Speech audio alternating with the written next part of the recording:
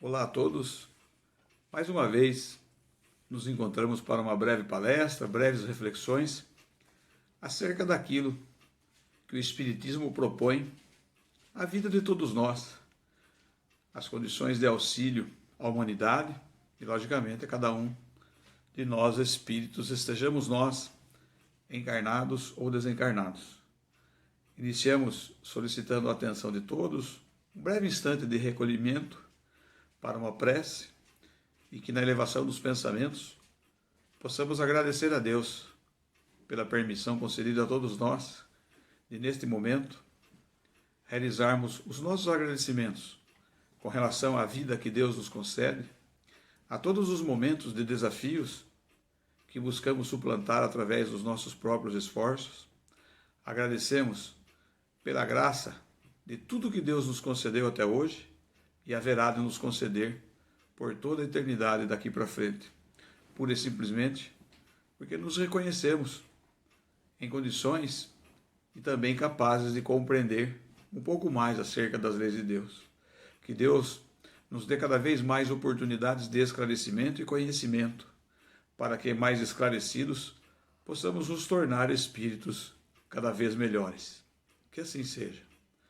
Vamos falar um pouquinho hoje sobre os esforços espirituais daqueles espíritos que são responsáveis por auxiliar a humanidade de alguma forma, espíritos esses que estão desencarnados, muito próximos de nós encarnados, ou às vezes até um pouco mais distantes, espíritos que já passaram por situações parecidas, muitas vezes piores do que aquilo que nós passamos aqui na Terra, nos momentos que nós vivemos, e então têm condições e experiência para nos orientar e, logicamente, através do fenômeno de inspiração, de intuição, auxiliar o nosso desenvolvimento.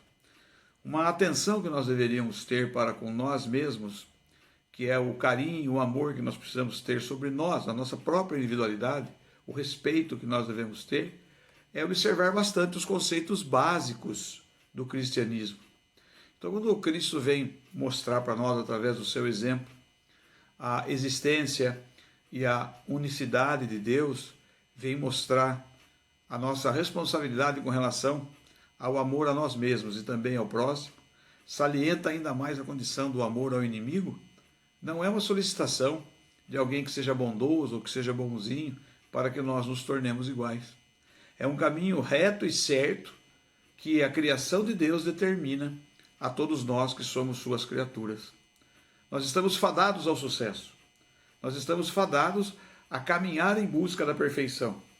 Basicamente, na criação divina, nós somos oriundos da casa mental de Deus, nosso Pai, como partículas da casa mental de Deus, nosso Pai. Vamos passando por todo o desenvolvimento, nos individualizamos e no exercício de todo o processo da evolução. Quando no Espiritismo nós vemos que o princípio espiritual está no reino mineral, vegetal, animal, hominal e, logicamente, no espiritual.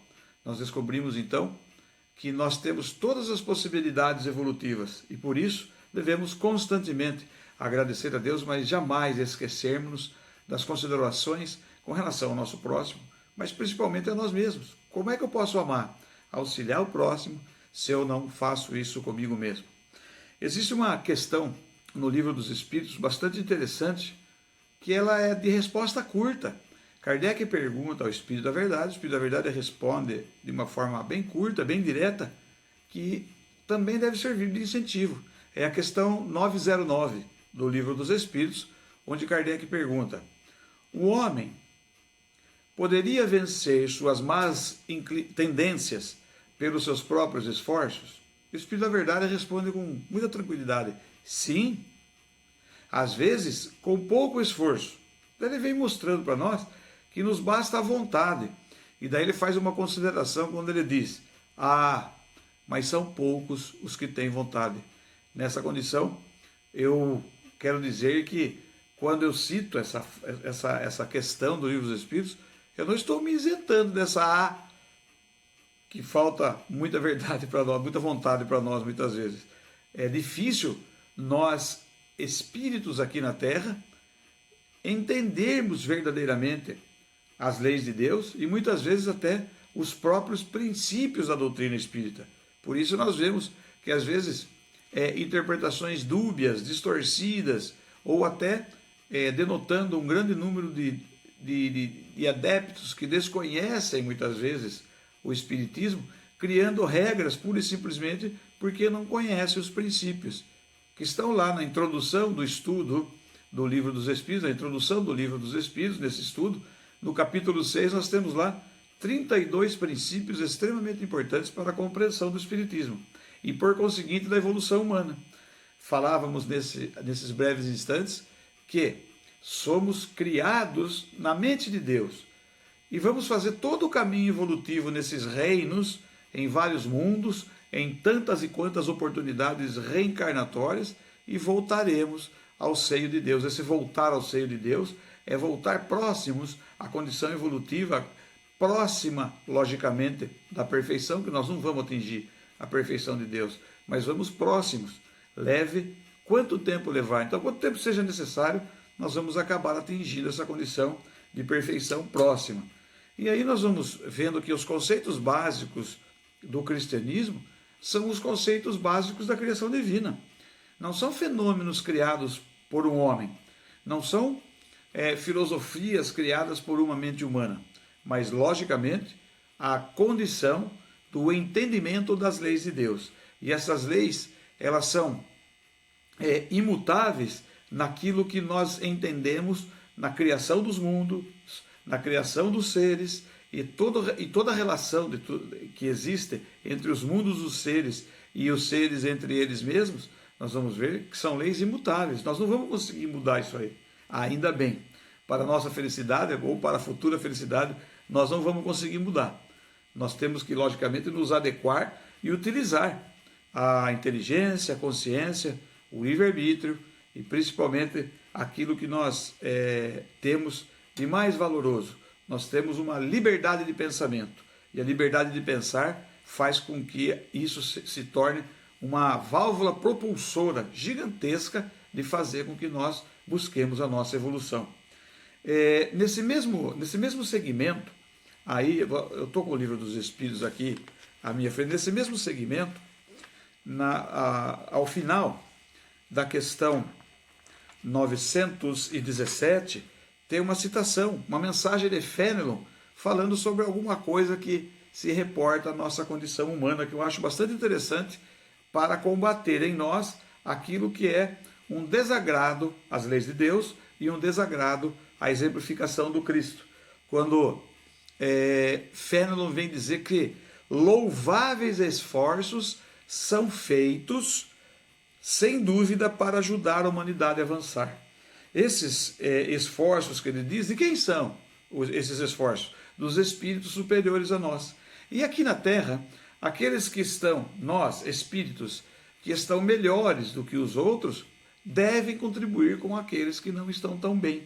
Seja de uma forma moral, intelectual, material, psicológica ou espiritual. Por isso, muitas vezes muitas pessoas questionam a sua condição de que a vida não está boa, as coisas estão acontecendo de uma forma quase que destrutiva na sua vida.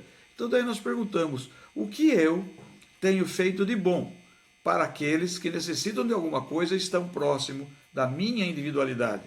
Pode ser na própria família, nos laços de amizade ou não, mas a partir do momento em que eu começo a usar os recursos que eu tenho em benefício àquele que precisa, aquele que está necessitando, seja qualquer tipo de recurso, eu entro no fenômeno que eu, Wagner, gosto de chamar de permuta energética constante. Todas as vezes que eu dou alguma coisa que seja chamado de bem, que seja chamado de verdade, só é verdade aquilo que vem de Deus, nós vamos entender que todas as vezes que eu faço isso, eu entrego, alguma coisa sai de mim. Assim como Cristo, naquela passagem, quando a mulher tocou, todos imaginam que a mulher tocou a túnica de Jesus, e nós espíritas sabemos que a mulher tocou, ela atingiu o campo espiritual de Jesus. E Jesus, sentindo esse efeito, ele disse, alguém me tocou, alguém tocou o meu talento. O talento é energia, altamente positiva e eficaz do Cristo. E nós Todas as vezes que fazemos alguma coisa de bom, fazemos o bem, atuamos na caridade, ou seja, entregamos um pouquinho do nosso amor a alguém, nós vamos fazendo esse fenômeno de permuta energética constante. Algo de bom sai de mim e é reposto, auto, sintomática e quase que instantaneamente. Então, eu fazendo isso rotineira e constantemente, as energias do bem, as boas energias que eu passo a doar, são substituídas por energias boas. E eu começo a jogar para fora de mim, se nós podemos usar esse termo, eu começo a jogar para fora de mim aquilo que não me serve, aquilo que não colabora para a minha saúde espiritual. E se eu começo a ter uma melhor saúde espiritual, o perispírito é mais saudável e o corpo físico denso também é mais saudável. Por isso, a frase que Kardec coloca no Espiritismo, que fora da caridade não há salvação, pura e simplesmente porque senão eu faço uma estagnação energética. Espiritualmente eu estaria estagnado. E a estagnação espiritual não permite a evolução. Não permitindo a evolução, não há dinamismo. Se não havendo dinamismo, eu não troco essas energias. Então, nós precisamos perguntar, quando nós não estamos bem, quando alguma coisa está acontecendo conosco, nós deveríamos perguntar, o que eu estou deixando de fazer? O que eu não estou fazendo de bom? Porque se eu não estou fazendo nada de bom para alguém, eu também não estou fazendo nada de bom para mim. E na sequência do texto, eu até convido os amigos que me ouvem, os companheiros que vejam a partir dessas questões, aí a partir da 909 do Livro dos Espíritos, que vai chegar. Nós vamos chegar nesse texto de Fénelon. Daí Fénelon vem e nos diz assim, é necessário combatê-lo. Sabe o que quando ele fala é necessário combatê-lo, ele fala do egoísmo. Ele fala que nós temos muita ajuda espiritual para a melhora da humanidade. Mas, porém, o egoísmo ainda é muito complicado. É algo que atua sobremaneira ainda em nós, espíritos aqui, encarnados na Terra. E nós vemos que no Evangelho, segundo o Espiritismo, nós aprendemos o seguinte, a causa de todos os males está no orgulho e no egoísmo.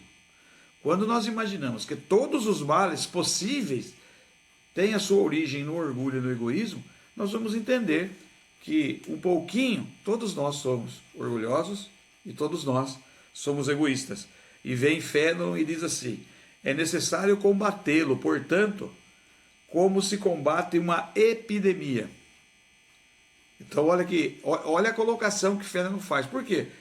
O egoísmo ele pode ser algo que seja não infeccioso, né? Nós não vamos infectar o outro, mas nós vamos acabar atuando sobre o outro com o nosso egoísmo, e tudo que a gente direciona em direção ao outro, nós vamos fazer com que haja um volume maior dessa condição energética, e nós vamos acabar formando, auxiliando os outros a serem egoístas também. Isso é muito grave, porque nós vamos responder, como está também no Livro dos Espíritos, nós não vamos responder por todo o mal que nós fizemos. Nós vamos responder também pelo bem que deixamos de fazer. Aumenta sobremaneira a nossa responsabilidade para com nós mesmos e todos aqueles que nos cercam. Quando Fénelon coloca essa condição do egoísmo como se fosse uma epidemia, nós conseguimos imaginar qual é ou quais são as possibilidades negativas do nosso exercício egoísta quando o fazemos. Por isso é necessário que comecemos a viver um pouco mais em grupo, trabalhar em grupo, estudar em grupo, dividir o nosso conhecimento, dividir as nossas forças físicas mesmo muitas vezes, dividir aquilo que nós temos, que nós conquistamos, se a gente conseguir dividir de alguma forma, estejamos nós, em que condições estivermos, minha vida está muito mal, minha vida está muito ruim nesse momento. Eu preciso perguntar então, será que tem alguém pior do que eu? Será que tem alguém que eu, estando nessa condição não muito boa nesse momento, eu ainda consigo estender a mão? Eu ainda consigo fazer alguma coisa? E isto gera para nós, quando nós fazemos, um dinamismo. Os espíritos que estão desencarnados, que querem sair de uma condição, às vezes de sofrimento, de angústia, eles começam a auxiliar os mais próximos. Aqueles que estiverem em condições piores do que as deles, que façamos assim. Nós não precisamos ir muito longe na nossa vida para descobrir espíritos em condições de necessidade. E essas necessidades não são só aquelas materiais que parece que quando nós fazemos um favor material nós nos livramos de um problema. Não é bem por aí. Às vezes, uma palavra amiga, uma companhia, um diálogo vale muito mais a pena. Nós vemos surgir no nosso planeta agora, em todos os países, nós vemos surgir grupos que assumem uma atitude de trocar experiências. Se as pessoas, todos desse grupo têm problemas, troca-se, fala-se a respeito desse problema, trocam-se essas experiências e, logicamente, um auxiliando o outro, acabam saindo desses grupos, o auxílio acaba saindo, vai além desses grupos, assim como nós devemos fazer. No centro espírita que nós frequentamos, na nossa casa, o auxílio deve sair dos limites básicos da nossa existência e convivência social e partir para além das paredes da nossa casa, da casa espírita, do movimento espírita. Nós temos que ser partícipes da sociedade, entregar as benesses de recuperação do espírito no processo de renovação e transformação moral a todos aqueles que desejem, de alguma forma, crescer e evoluir nesse planeta. Fénelon, ele faz uma colocação que a gente deve buscar as causas. Qual é a causa que me leva a me tornar egoísta? Por que será que eu sou um pouquinho mais egoísta? E é bom que a gente saiba que muitos dos desajustes psicológicos que nós temos, eles são oriundos do egoísmo. Quando eu vou me tornando egoísta, eu desenvolvo alguns tipos de transtornos espirituais e, logicamente, psicológicos. Com o passar do tempo, tornar-se-ão, sem dúvida, algum impedimento para o corpo físico. O corpo físico haverá de se ressentir desse nosso comportamento. Por isso nós podemos fazer um processo inverso. Pensando no corpo, eu melhoro o pensamento, melhoro a conduta, melhoro a postura e vou fazendo com que isso aconteça. E nisso nós temos exemplos fantásticos no Evangelho de como reagir, de como tornarmos-nos mais dinâmicos.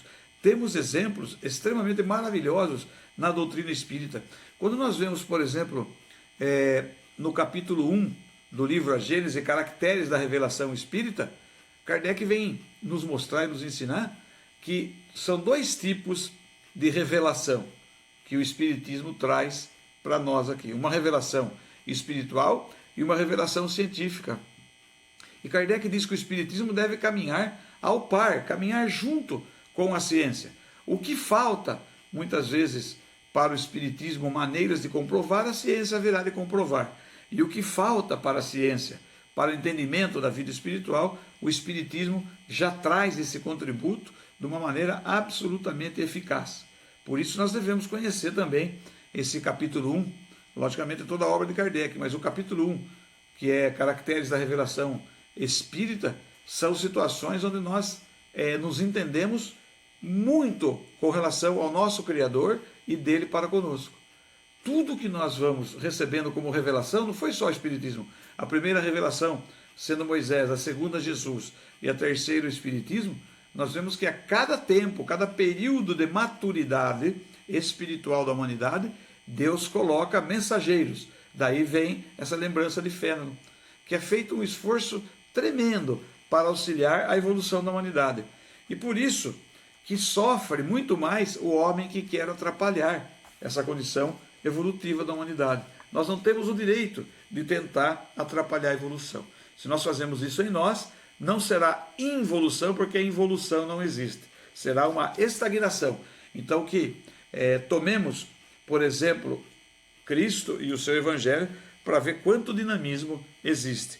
Depois Fénelon vem nos dizer que essas doenças causadas por tudo que o egoísmo pode fazer, ele vem dizer, a cura poderá ser prolongada, porque as causas são numerosas, mas não se chegará a esse ponto se não se atacar o mal pela raiz, ou seja, com a educação. E a educação não é a educação que nós recebemos na escola, mas uma educação muito mais ampla que aquela onde o espírito educado respeita o seu próximo. É uma educação onde nós, espíritos, passamos a viver mais em sociedade, compreender a sociedade, porque nós estamos num período aqui no planeta Terra onde nós estamos sendo treinados, preparados e orientados para vivermos em solidão. E vivermos em solidão determina muitas vezes um caminho, o primeiro passo para o egoísmo. Nós só pensaremos em nós só pensaremos na própria individualidade e esqueceremos de que a coletividade, a sociedade e todos aqueles espíritos que estão próximos de nós têm um alto valor contributivo para o nosso crescimento e a nossa evolução. Que a nossa educação seja voltada para a autoeducação. Eu posso melhorar a cada dia e a cada instante, assim como nós entendemos no processo de criação de Deus. E essa educação, às vezes as pessoas acham que os mais jovens precisam se educar. Nós já estamos recebendo, graças à bondade e misericórdia de Deus, jovens, espíritos que reencarnam na Terra, que hoje estão numa condição de juventude e que, por serem jovens, já estão entendendo muito mais da condição espiritual e estão passando a educar os mais velhos. Eu tenho uma confiança infinita nessa nossa juventude, que por mais que as pessoas avaliem que existem desregramentos, vícios, viciações e tantas outras coisas em meio à atualidade que nós vivemos, mas o jovem, compenetrado um pouquinho mais sobre o Evangelho, sobre a doutrina espírita, sobre os seus compromissos e como a educação, mesmo que não religiosa, esses jovens, eu tenho uma confiança absoluta, porque serão os jovens que vão melhorar o nosso planeta. Nós que vamos envelhecendo muitas vezes, nós daremos consciência, conhecimento, exemplos, troca de experiências, mas a força do jovem que quer renovar, que quer transformar não só a sua vida, mas o planeta, eu tenho absoluta confiança. Mesmo que, às vezes, tudo que nós vemos, tudo que nós assistimos não pareça ser assim, é bom que a gente saiba que nós precisamos incentivar cada vez mais a juventude, mas associar a força, a energia, o desejo de renovação da juventude, somada à experiência dos mais velhos, daqueles mais velhos que também têm essa condição de educação. É muito comum nós ouvirmos, muitas vezes, as pessoas mais experientes, mais velhas, dizerem: agora não dá mais tempo, eu vou deixar para a próxima. Nunca é tarde para que nós nos reeduquemos. Nunca é tarde para que a gente recomece. Nunca é tarde para a gente voltar para o processo de harmonia. Como disse no começo, nós saímos da casa mental de Deus, nosso Pai, e retornaremos ao seu seio. Quantos caminhos, desvios e descaminhos nós tomaremos que nos levarão ao afastamento desse ciclo criativo de Deus. Mas voltaremos, muitas vezes motivados pelas decepções, pelos desagrados, pelos desagravos, e muitas vezes voltaremos porque a doença haverá de nos alertar. Essas doenças que muitas vezes as pessoas maldizem as doenças, são fenômenos causados por nós mesmos, o nosso desequilíbrio. Quando nós saímos dessa linha traçada para o ciclo evolutivo, de alguma forma nós somos trazidos pela dor, pela angústia, pelo sofrimento, mas causados por nós. Deus jamais concedeu nenhum tipo de sofrimento ao seu filho. Somos nós mesmos que causamos. Por isso a gente precisa começar a pensar de uma forma mais alegre.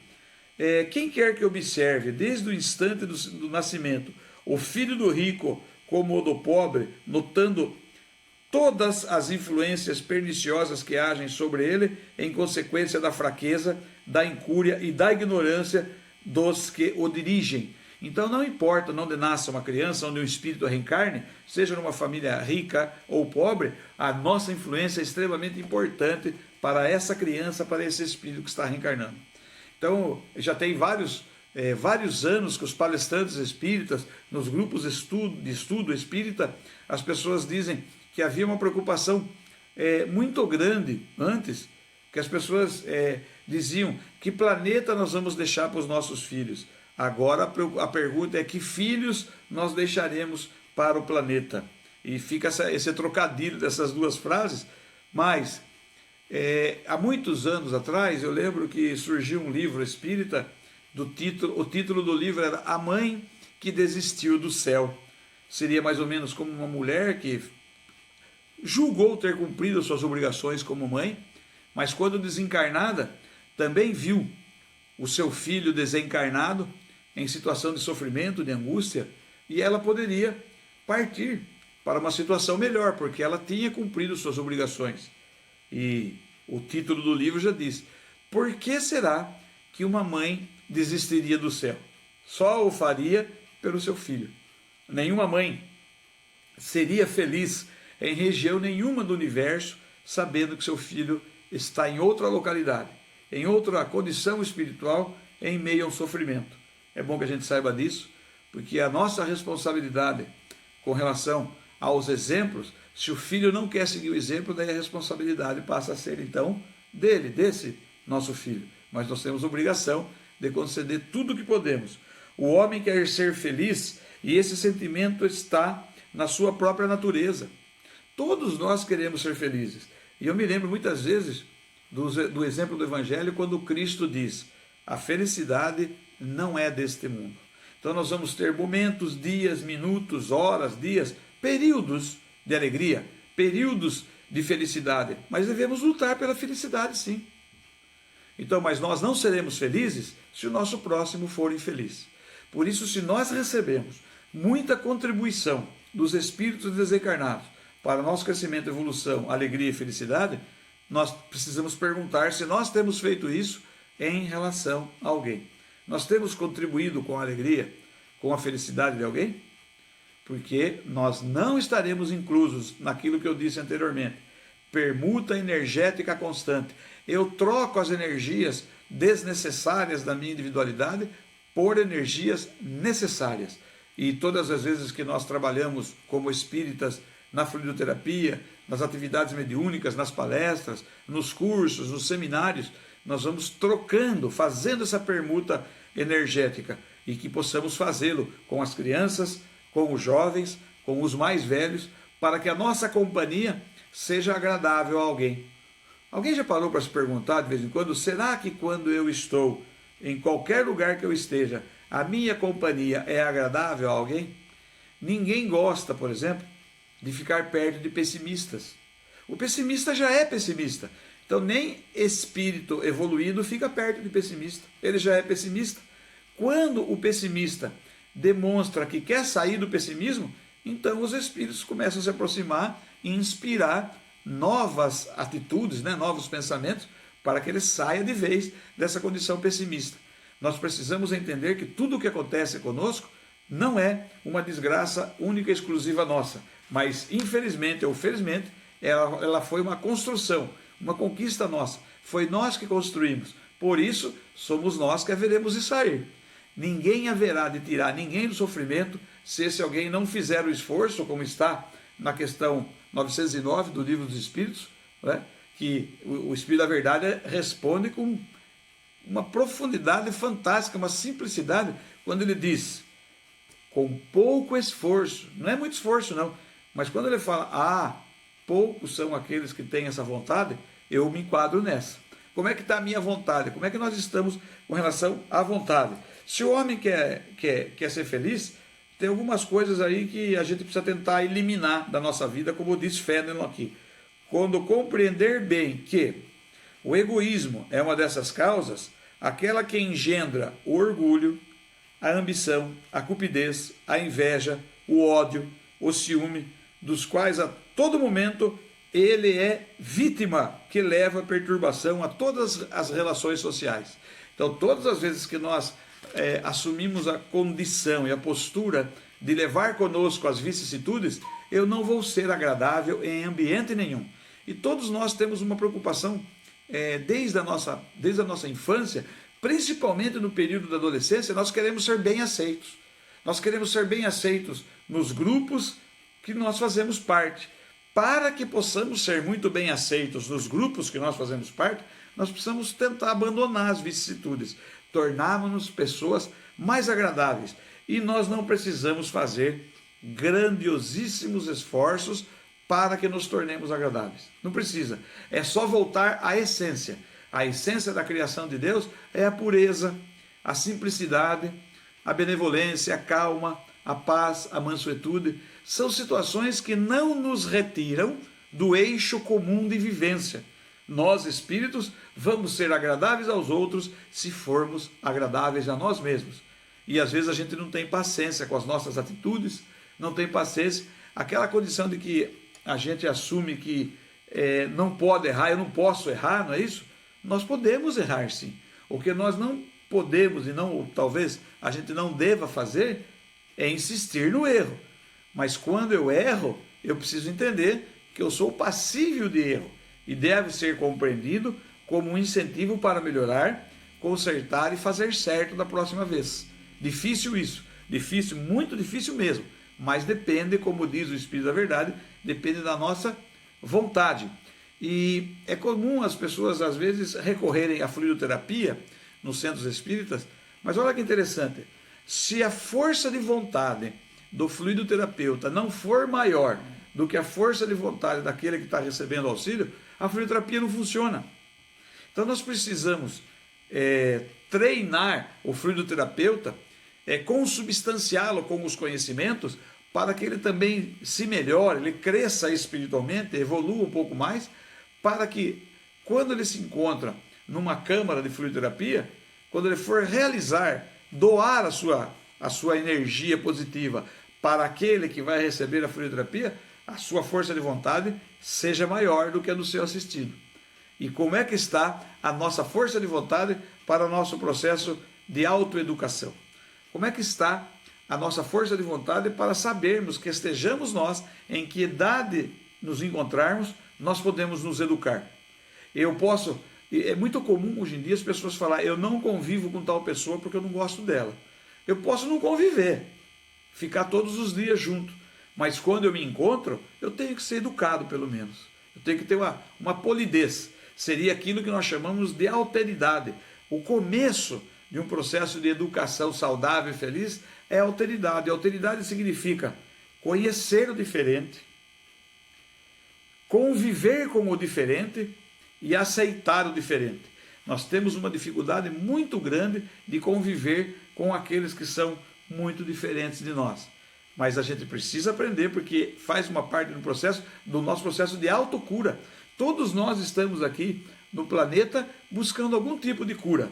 Uma cura emocional, espiritual, física. Todos nós estamos em busca. Mas nós sabemos que a verdadeira cura é quando nós entramos novamente naquela reta do ciclo de criação de Deus. Ou seja, quando nós estamos em harmonia. Um corpo pode estar doente e o espírito em harmonia. Porém, nós precisamos lutar para que o espírito se encontre cada vez mais em harmonia, para que o corpo fique saudável. Então, essa questão da harmonia vai depender primeiro da educação. Então, nós temos que aceitar a nós mesmos, aceitar as nossas limitações, incentivar as nossas potencialidades, compreendermos como nós somos de verdade, porque nós, espíritos, somos complexos ante a criação. Mas para a vivência e convivência, nós, espíritos, somos absolutamente simples. Nós temos simplicidade, e essa simplicidade deve ser adotada à mesa, quando nós vamos a uma refeição, quando nós adentramos na casa de alguém. Mas se nós queremos ser bem aceitos na casa de alguém, aceitemos-nos em nós mesmos.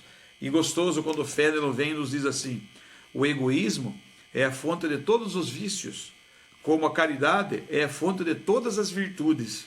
Destruir um e desenvolver a outra deve ser o alvo de todos os esforços dos homens, se ele deseja assegurar a sua felicidade neste mundo, tanto quanto no futuro, ou seja, em todo e qualquer mundo que o espírito possa viver. Que esse egoísmo seja gradativamente, devagarzinho, ele possa ser quebrado, amaciado com essa nossa condição de educação. E o Espiritismo mostra todas as possibilidades educativas que nós temos. Vamos reencarnar quantas vezes forem necessárias, mas que nós possamos olhar ao lado, possamos verificar e entender algumas coisas que nós precisamos entender o mais rápido possível. Aonde posso ser útil? Se tem alguém precisando de mim? Se eu posso conviver com alguém que eu não gostaria de conviver? Se eu posso aceitar alguém que eu não gostaria muito de aceitar? Para que então eu, espírito, possa fazer um processo de amaciamento. Eu amacie as minhas vicissitudes, a fim de eliminá-las e torná-las, fazer com que se tornem virtudes, para que num ponto de equilíbrio eu possa ser mais alegre, educado, feliz e possa amar a mim mesmo, para que eu possa aprender verdadeiramente um dia a amar o próximo como ele deve ser amado. Por isso, às vezes a gente precisa perguntar, conversar e agradecer. A gente pode dizer: Senhor Deus, permita que meu coração seja mais amável, que eu, Espírito, tenha uma capacidade melhor de compreender e entender as coisas, principalmente as leis, as vossas leis naturais, as leis criadas por vossa misericórdia, para que nós, seus filhos, filhos da vossa criação, possamos ter caminhos felizes, mais saudáveis e eficazes para viver. E todas as vezes que deslizarmos, haveremos de entender que o Pai nos recupera, nos pega nos seus braços, compreendendo que ficaremos adoecidos, ficaremos entristecidos, ficaremos em momentos difíceis, porque são momentos criados por nós mesmos. Mas a partir do momento que quisermos sair, a mão de Deus, as bênçãos do Pai estarão estendidas sobre nós, com um espírito encarnado ou desencarnado que esteja ao nosso lado para nos incentivar, nos auxiliar, nos inspirar e intuir para que caminhemos para frente, para cima e para o alto, buscando a conquista verdadeira da evolução através do legítimo e verdadeiro amor, conquistado no exercício da pura caridade. Que Deus, nosso Pai, possa entender também de nós as nossas limitações, como eu sei que Ele entende, mas que nós, nesse momento, a partir de agora, possamos dizer: eu quero me libertar do egoísmo, eu quero ser um pouco melhor para mim e para todos os outros, a fim de que todas as vezes que nos encontrarmos, as diferenças pelo menos possam diminuir, para que nós agradeçamos a Deus. Obrigado, Senhor, por fazer com que a gente se entenda verdadeiramente, hoje e sempre, como irmãos uns dos outros, filhos de Ti, Deus Pai Todo-Poderoso. Muito obrigado, um grande abraço a todos e até o nosso próximo encontro. Muito obrigado.